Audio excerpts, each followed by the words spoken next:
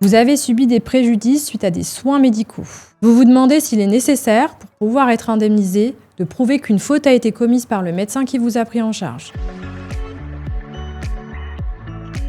Bonjour, je m'appelle Stéphanie Thierard, je suis avocat en droit de la responsabilité médicale et je vais vous expliquer qu'il n'est pas toujours nécessaire de rechercher une faute pour être indemnisé suite à des soins. Si en principe, les professionnels de santé engagent leur responsabilité s'ils ont commis une faute, il existe de nombreux cas dans lesquels la faute ne sera pas nécessaire. C'est notamment le cas pour les infections nosocomiales, c'est-à-dire les infections qui sont liées aux soins et qui sont contractées dans un établissement de santé qui soit public ou privé.